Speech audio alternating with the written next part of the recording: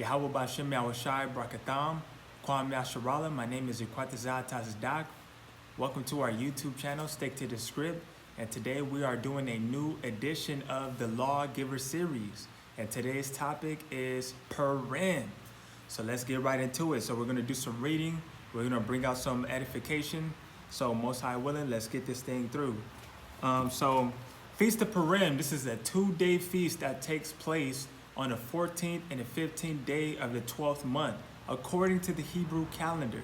You see what I'm saying? Not according to the worldly calendar that we have. So this month, this feast takes place towards the end of the month, according to the Hebrew calendar, right? And the name Purim comes from the act casting pur, or casting lots.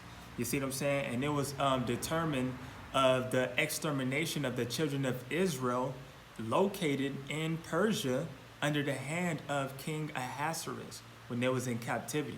So we're going to do some reading. We're going to get some more understanding.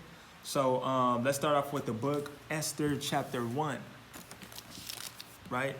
So I'm not going to try to make it long. I'm going to try to breeze this thing through as swiftly as possible. So at the same time, bringing forth the edification. So let's get Esther chapter 1, verse 2. That in those days when King Ahasuerus sat on the throne of his kingdom, which was in Shushan, the palace, right? So this is where they were located, right? In Shushan. In the 3rd year of his reign, he made a feast unto all his princes and his servants, the power of Persia and Media, the nobles and princes of the provinces being before him.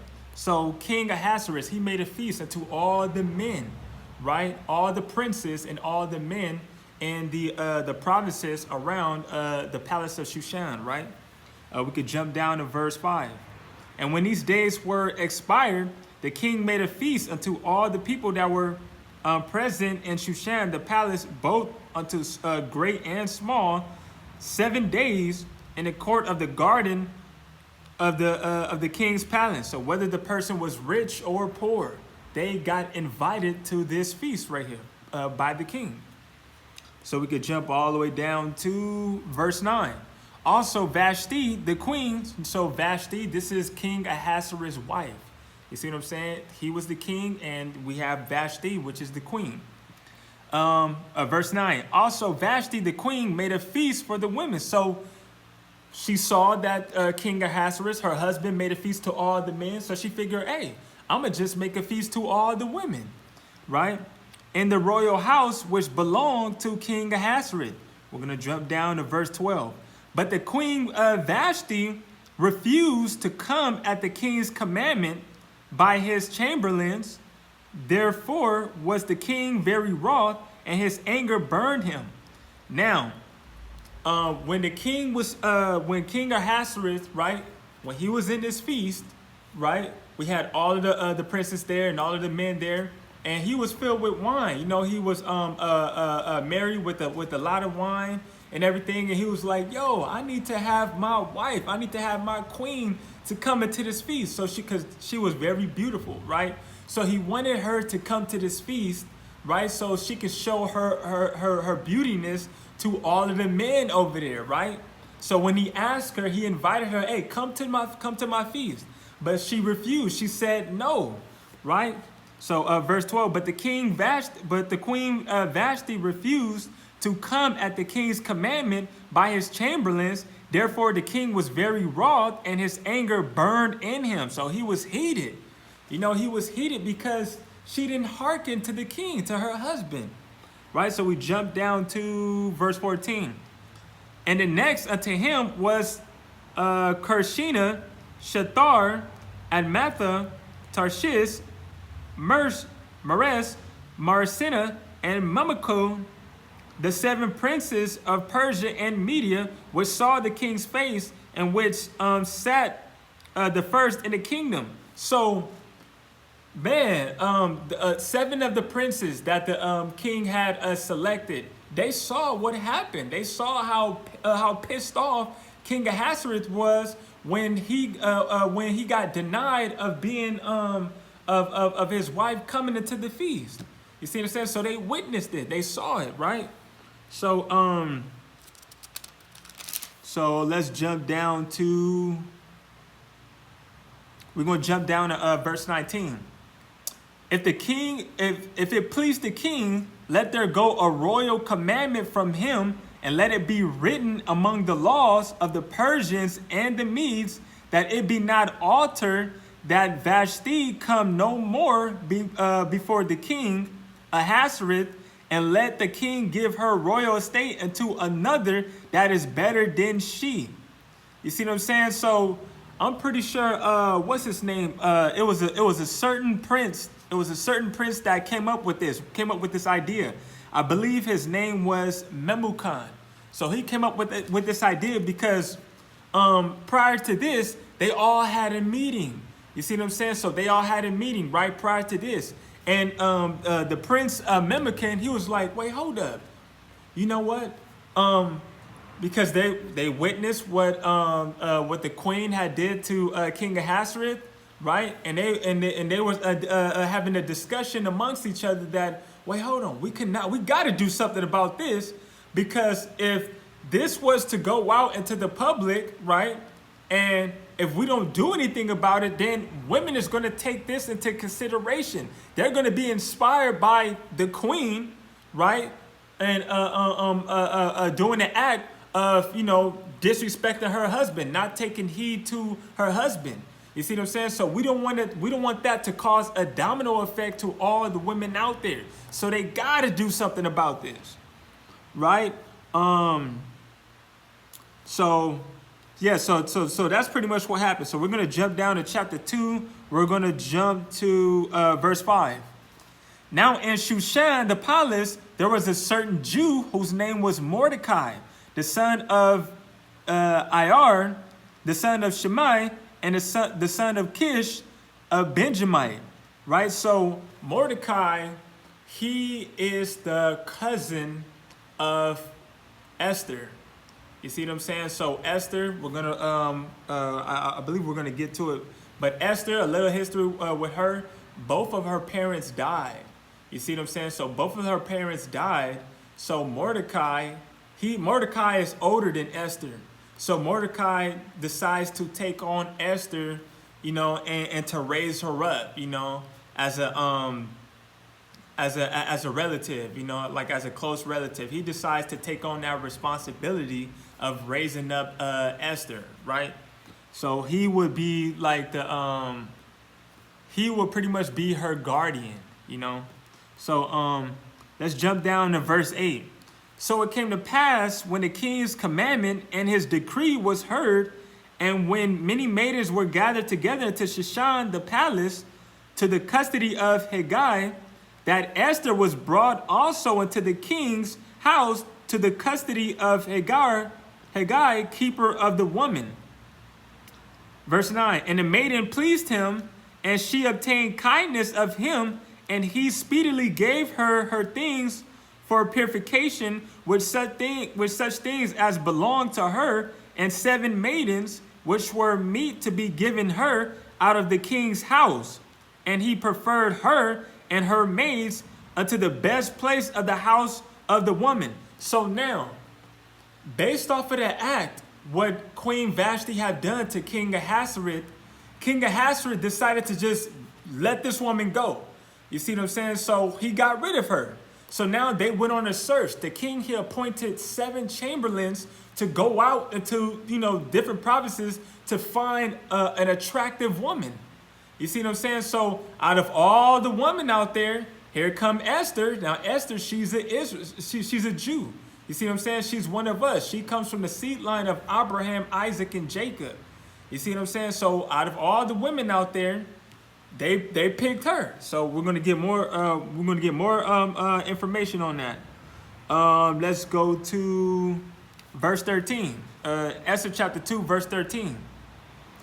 Then thus came every maiden unto the king, whatsoever she desired was given to her, to go with her out of the house of the woman unto the king's house. So anything she desired, anything she wanted, it was granted to her. So she was making her way into the king's house, into the king's palace, right? Verse 15. Now when they turned of Esther, the daughter of Abiel, the uncle of Mordecai, who had taken her for his daughter. So that's what I was saying earlier. Mordecai, he decides to take her as a daughter because she lost both of her parents. Was come to go in unto the king, she required nothing. But what Haggai, the king's chamberlain, the keeper of the woman, appointed, and Esther obtained favor in the sight of all them that looked upon her. So now we're going to jump down to verse 17. And the king loved Esther above all the women. Wait, hold on. Let me say that again. And the king loved Esther above all the women. You see what I'm saying? So look, we got different nationalities out there, right? But out of all the women, the king, he chose her. He chose Esther. You see what I'm saying? Esther being an Israelite. You see, and we can clearly see that because Israel, we're a beautiful people. So-called blacks, African Americans, Native American Indians, Hispanics, Mexicans. We are a special and a beautiful people. You see what I'm saying? I can see why he chose Esther, a Jew. You see what I'm saying? Let me finish reading that. Verse 17. And the king loved Esther above all the women, and she obtained grace and favor in his sight more than all the virgins, so that he set the royal crown upon her head and made her queen instead of Vashti. So he was pretty much satisfied. You see what I'm saying? He preferred Esther than his previous queen. So we're gonna jump down to verse 20. Esther had not yet showed her kindred nor her people, as Mordecai had charged her, for Esther did the commandment of Mordecai, like as she was brought up with him. Now you see, so she was following orders, you know, even until she grew up. She's been following Mordecai's orders since she was a little kid. You see what I'm saying? So Mordecai, the reason why, because we don't want the information to go out that, oh, she is a Jew, because you know the Jews were in captivity under the hand of King Ahasuerus, right? So verse 21, in those days, while Mordecai sat in the king's gate, two of the king's chamberlain, Bigthan and Teresh, of those which kept the door, were wroth and sought to lay hand on King Ahasuerus. You see what I'm saying? So we had two keepers of the door. They sought to, you know, to try to take down the king, right? And the thing was known to Mordecai, who told it unto Esther the queen, and Esther certified the king thereof in Mordecai's name. And that's pretty much it. So she got that information and she passed it on to the king.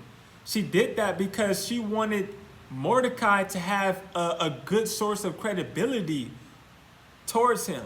That way, if something was to happen to him, the king could always keep this in mind. Oh yeah, this brother, this individual right here, Mordecai, he protected me against those two chamberlains that tried to take him down. You see what I'm saying? So with all that being said, and it was also written in the book of the Chronicles before the king. So just so that we can keep records, you know, of the duties and the acts that was done. So let's jump to chapter 3. Chapter 3, verse 1. After these things, did King Ahasuerus promote Haman, the son of Ammedatha the Agagite, and advanced him and set his seat above all the princes that were with him. So the King Ahasuerus, he decided to promote Haman above everybody, because remember, the king, he had 7 princes with him. You see what I'm saying? So he promoted Haman above everybody. Now Haman, we're gonna get into them, man.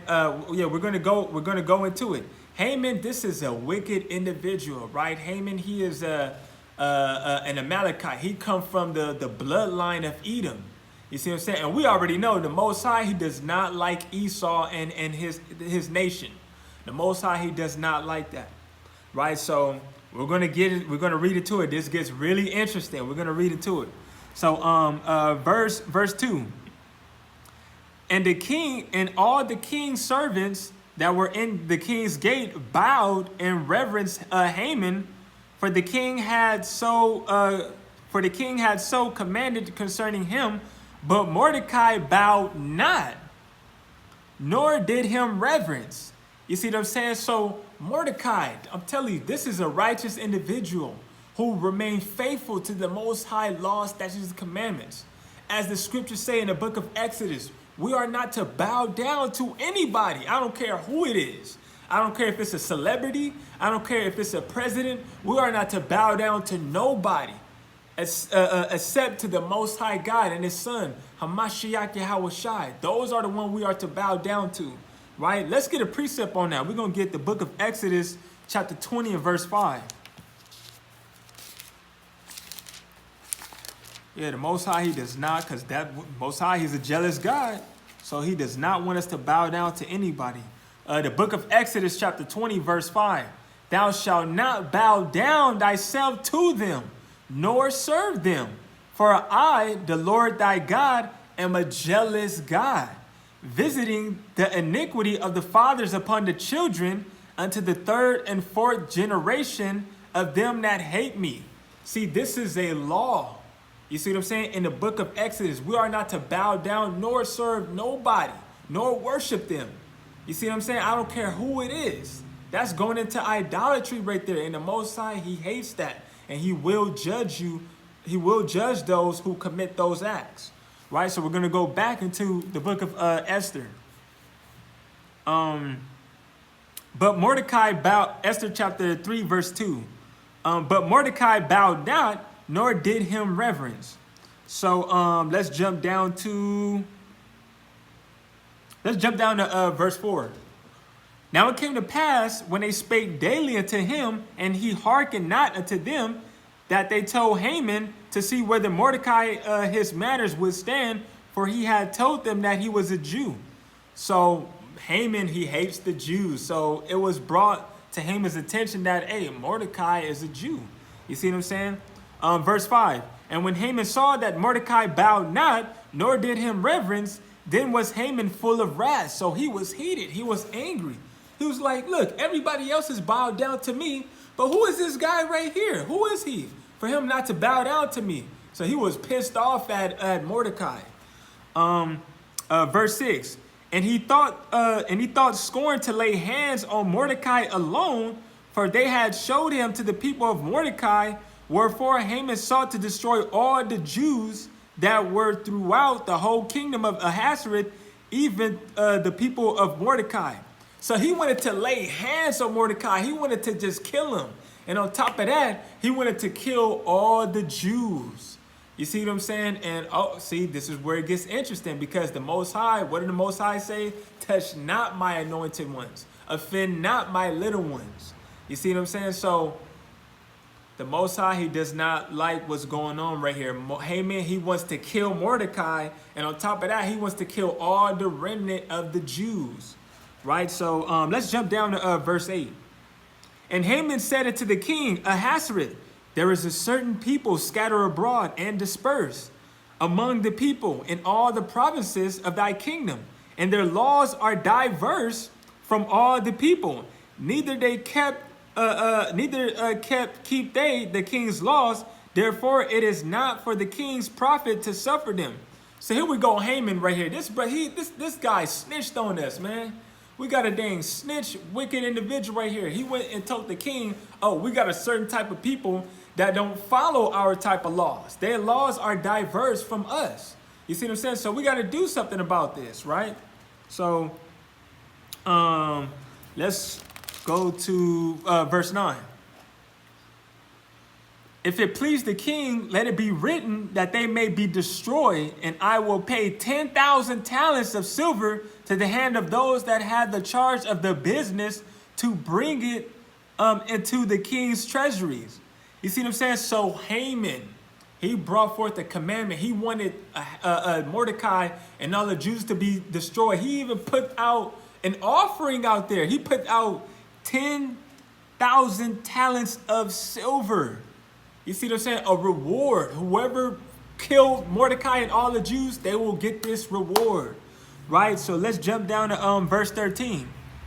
And letters were sent out by post into all the king's provinces to destroy, to kill, and to cause to perish all Jews, both young and old, little children and women, in one day, even upon the 13th day of the 12th month, which is month of Dar. So the month of Dar takes place on the 12th month of the Hebrew year, on the Hebrew calendar.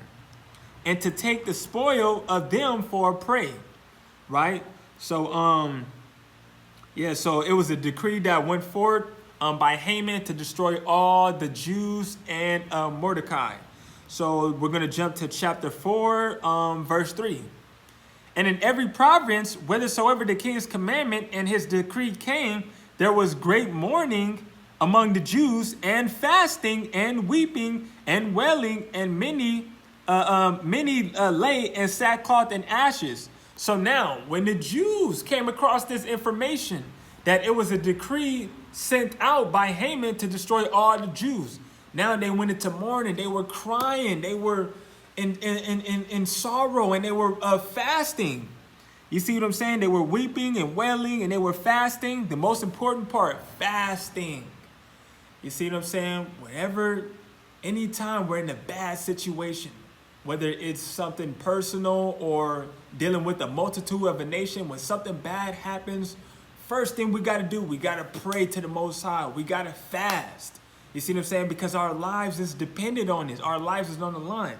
So they were fasting, they were praying, they were weeping, right? Let's jump down to verse 5.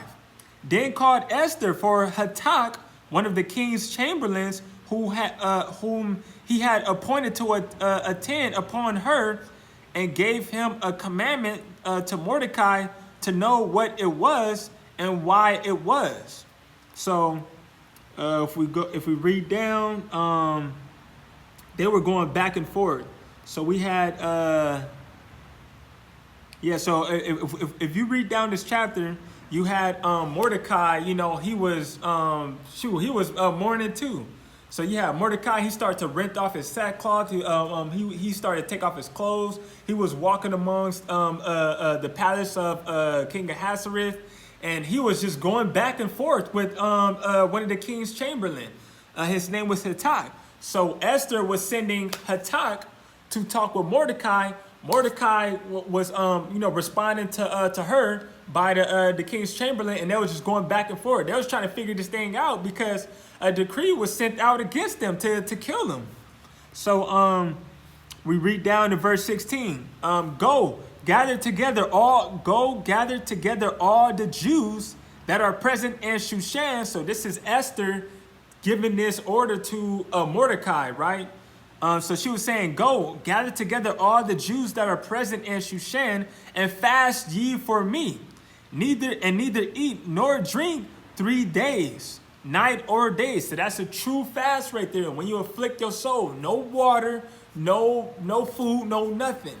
Because you got some people, they do water fast, they do a certain type of fast when they eat certain type of foods. But a true fast in the eyes of the Most High is when you afflict your soul, when you don't eat or drink nothing at all. You see what I'm saying? So it says, and fast ye for me, and neither eat nor drink 3 days, night or day. I also and my maidens will fast likewise. So not only her, but her 7 maidens, they're going to fast too. You see what I'm saying? So everybody's going to do a fast. This is going to be a nation fast, right? And so I will go in unto the king, which is not according to the law. And if I perish, I perish. So she was doing what it takes. She's willing to go, speak with the king, doing anything she can to spare the lives of the Jews, of her people. Verse 17, so Mordecai went his way and did according to all that Esther had commanded him. So now we're going to jump down to chapter 5. Chapter 5, verse 1. Now it came to pass on the third day that Esther put on her royal apparel and stood in the inner court of the king's house over against the king's house, and the king sat upon his royal throne in royal house over against the gate of the house. Let's jump down because we see that the king saw Esther the queen standing in the court, and he had to see what she was talking about. So we jump down to verse 3. Then said the king unto her, "What wilt thou, Queen Esther? And what is thy request? It shall be even given to thee half of the kingdom." So that's how much the king loved Esther. Anything she wanted, any request that she wanted to get, anything that she asked for, it will be granted to her. That's how much the king loved Esther. So jump down to verse 5. It says, "Then the king said, Cause Haman to make haste, that he may do as Esther had said. So the king and Haman came to the banquet that Esther had prepared." Right? So Esther, she made a banquet. A banquet is like a big dinner, a big dinner, kind of like a big feast, right? Verse 6. "And the king said unto Esther at the banquet of wine, What is thy petition? And it shall be granted thee. And what is thy request? Even to the half of the kingdom it shall be performed." So he was continuously asking these questions to her over and over and over and over. But Esther was stalling him out. You see what I'm saying? Esther, she was doing this for a reason. So let's jump down to verse 13.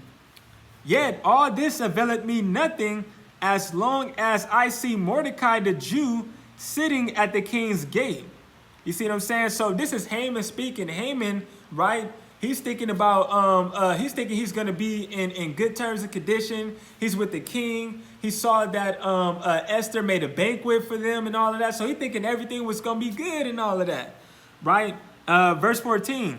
"Then said Zeresh, his wife, and all his friends unto him, Let a gallows be made of 50 cubits high. And tomorrow speak thou unto the king, that Mordecai may be hanged thereon. Then go thou in merrily with the king unto the banquet." And the thing pleased Haman, and he caused the gallows to be made. Man, I'm telling you, man, they had so much hatred and envy towards the Jews.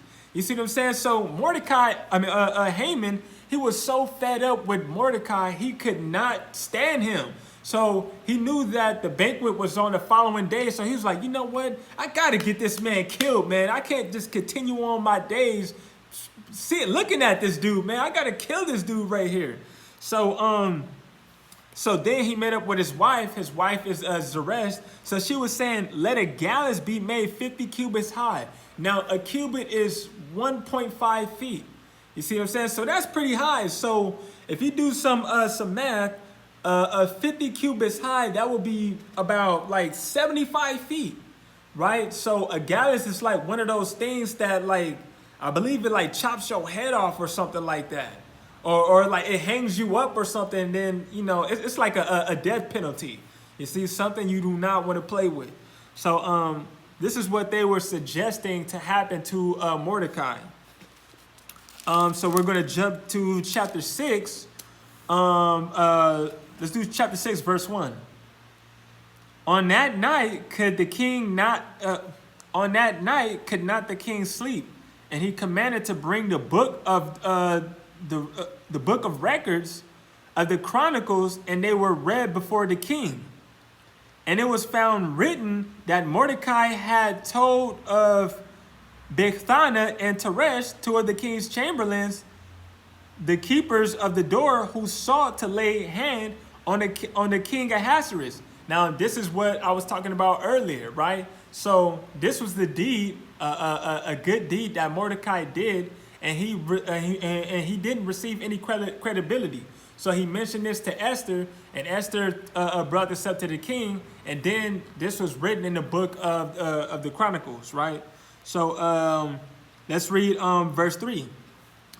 And the king said, "What honor and dignity had been done to Mordecai for this?" Then said the king's servant that ministered unto them, there is nothing done for him. So we had King Ahasuerus, right? He was laying in the bed, he was sleeping. He could not go to sleep. So he was like, man. So he was reading, and he saw a good deed that was done by Mordecai. And he was like, what honor did this man receive for doing this type of deed? And then his servants was like, nothing was done for him, right? So let's go down to verse 7. And Haman answered the king, for the man whom the king delighted to honor, let the royal apparel be brought, which the king used to wear, and a horse that the king rideth upon, and a crown royal which is set upon his head.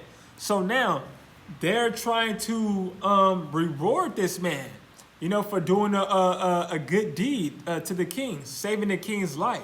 You see what I'm saying? So he linked it up with Haman, and they came into an agreement to where, hey, this person right here, we're going to honor this person. We're going to give him royal apparel. We're going to give him the king's crown.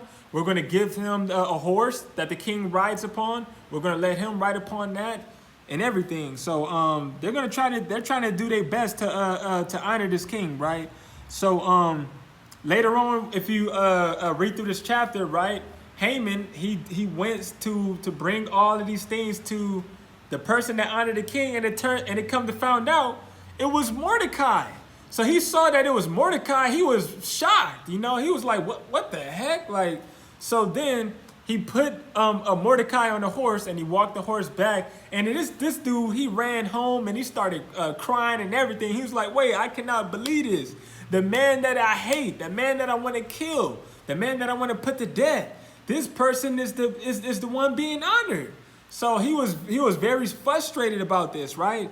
So now let's jump to chapter 7, verse 1. So the king and Haman came to the banquet with Esther the queen, right? So now they met up now. Now this is the banquet right here, right? So verse 4. For we are sold, I and my people, to be destroyed, to be slain, and to perish. But if we had been sold for bondmen and bondwomen, I had held my tongue, although the enemy could not countervail the king's damage. So she was telling the king these things, right? So this is at the official banquet right here. Verse 5. Then the king Ahasuerus answered and said unto Esther the queen, who is he, and where is he, that durst presume in his heart to do so? So he was, the king Ahasuerus was pissed off. He was heated when he heard this information that harm was about to be done to the beautiful Queen Esther and to all her people, right? And so he's asking, who is this person? Verse 6. And Esther said, the adversary and enemy is this wicked Haman. So they was right here. So she pointed him out. So when the king asked her, who is this person? She was like, the adversary and this wicked person is right here, Haman, right? So Haman, he was afraid. He was like shocked because he was right there, right in the midst of them. Verse 7, and the king, arising from the banquet of wine in his wrath, went into the palace garden, and Haman stood up to make a request for his life to Esther, the queen, for he saw that there was evil determined against him by the king. Man, this is crazy. Now Haman is in a terrible situation, right? So he is pleading for his life right now, trying to escape this situation that he's in. Verse 8. Then the king returned out of the palace garden into the place of the banquet of wine, and Haman was fallen upon the bed wherein Esther was. Then the king, then said the king, will he force the queen also before me in his house? As the word went out of the king's mouth, they covered Haman's face. So, man, that just made it even worse. So he tried his best to try to convince Esther to be delivered from being put to death, right? So he went to her bed and all that. So the king walked up in there. He's like, what? All right, what are you doing laying in my wife's bed? You trying to go into her too? So you pretty much adding on to the iniquity that you've done. You see what I'm saying? So that's all terrible what he's doing, right? So now, verse 9. And Harbonah, one of the chamberlains, said it before the king, behold, also the gallows, 50 cubits high, which Haman had made for Mordecai, who had spoken good for the king, standing in the house of Haman. Then said the king, hang him thereon. So the king was like, man, hang this person on that right there. Verse 10, so they hanged Haman on the gallows that he had prepared for Mordecai. Then was the king wrath pacified. So all praise be to the Most High. The Haman, he had a taste of his own medicine. Here he go plotting on the children of Israel, right, the Jews, to kill them, especially Mordecai with this gallus, right, made of 70 feet high, right. So he ended up being put to death on this thing that he set up to kill all the Jews. You see what I'm saying? Tell me the Most High ain't real. You see what I'm saying? When you step up to the Most High and offend his children, he already ahead of the game. He's going to put you to death. You see what I'm saying? It doesn't matter who you are. You try to offend the children of Israel, or you try to kill them and put them to death, the Most High, he's going to return that judgment back on you. So you guys could read chapter 8. I'm not really going to go into it. So that's pretty much what it is. So now let's go into, let's read chapter 9. Esther chapter 9, verse 1. Now in the 12th month, that is the month Adar, on the 13th day of the same, when the king commandment and his decree drew near to be put in execution, in the day that the enemies of the Jews hoped to have power over them, though it was turned to the contrary, that the Jews had ruled over them that hated them. You see what I'm saying? So now the Jews are being put up on a pedestal. Now they're going to have some form of rulership. You see what I'm saying? So that's a good thing. So let's jump down to verse 17. On the 13th day of the month Adar, and on the 14th day of the same, rested they and made it a day of feasting and gladness. You see what I'm saying? So that's what it's all about. Purim, you know, is a feast of gladness.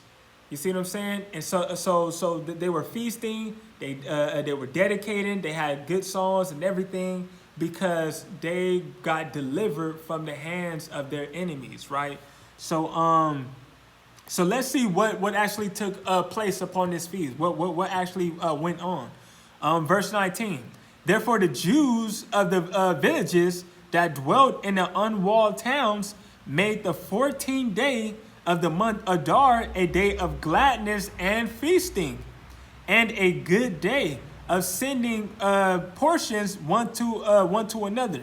So that's what takes place on Purim. It is a feast day of gladness, and at the same time, we are to give gifts to each other. You see what I'm saying? Give gifts to the loved ones, you know, to your brothers and your sisters. That's what it's all about, you know, being in that good spirit. Let's jump down to verse 21. To establish this among them, that they should keep the 14th day of the month Adar and the 15th day of the same yearly. So this feast day was kept throughout our generations all the way to now. You see what I'm saying? We are to keep this continuously on the 14th day and on the 15th day of the 12th month. That's when we celebrate the feast of Purim, a holy convocation, right? Verse 22, as the days wherein the Jews rested from their enemies, and the month which was turned unto them from sorrow to joy. You see what I'm saying? Because we were at sorrow at one point in time. We was this close of being put to death. You see what I'm saying? By the hands of our enemies. But all praise be to the Most High Yahweh. He saved us. He delivered us, right? From sorrow to joy. and from mourning into a good day, that they should make them days of feasting and joy, and of sending portions one to another, and gifts to the poor. And we give gifts to the poor, those who are in need, those who are less fortunate. You see what I'm saying? That's what it's all about, being charitable, giving gifts to those that are in need, right? Verse 24, because Haman, the son of Hammedatha, the Agagite, the enemy of all the Jews, had devised against the Jews to destroy them, and had cast Pur, that is, to Lot, to consume them and to destroy them. You see what I'm saying? Verse 26, wherefore they call these days Purim, after the name of Pur. Therefore, for all the words of this letter, and of that which they had seen concerning this matter, and which had come unto them. Right? So let's read verse. Oh, check this out. Verse 27. The Jews ordained and took upon them and upon their seed and upon all such as joined themselves unto them, so as it should not fail, that they would keep these 2 days according to their writing and according to their appointed time every year. So we are to keep this feast day every year, right? Verse 28. I'm just gonna read verse 28 all the way down to verse 32. And that these days should be remembered and kept throughout every generation. You see what I'm saying? Generation to generation. That applies to us today. We're in captivity right now, but we still are to keep this feast day. You see what I'm saying? So it says every generation, every family, every province, and every city, and that these days of Purim should not fail from among the Jews, nor the memorial of them perish from their seeds. So this feast day should never perish. We are to keep this until eternity. You see what I'm saying? Verse 29, then Esther the queen, the daughter of Abihail, and Mordecai the Jew, wrote with all authority to confirm the second letter of Purim. And he sent the letters unto all the Jews, to the 127 provinces of the kingdom of Ahasuerus, with words of peace and truth, to confirm these days of Purim in their times appointed, according as Mordecai the Jew and Esther the queen had enjoyed them, and as they had decreed for themselves and for their seed, the matters of the fastings and their cry, and the decree of Esther confirmed these matters of Purim, and it was written in the book. So that's what it's all about, man. This is something that is unforgettable. You see what I'm saying? We are to keep this in our minds when we celebrate these feasts. What happened during the time of when the children of Israel was in the Persian captivity? You see what I'm saying? So, so this feast is to reflect on how the Israelites was delivered from a heathen, right, by the name of Haman, right, who came from the bloodline of Edom. Like I said earlier, he came from the bloodline of Edom. The Most High, he does not like Edom, right? It's already written in the book of Obadiah that they're going to be cut off forever. I believe that's Obadiah 1 and Obadiah verse 16. They're going to be cut off forever. You see what I'm saying? That's how much the Most High hate Esau and his nation. You see what I'm saying? So,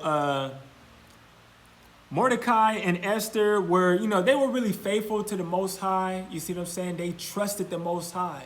You see what I'm saying? Esther, she was really obedient.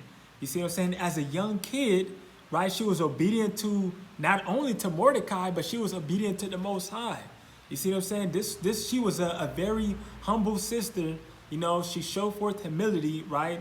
She followed the law, statutes, and commandments. She was fasted. She trusted in the Most High and has so much faith towards them, right? And, they were righteous servants. They were righteous servants who trusted in the Most High.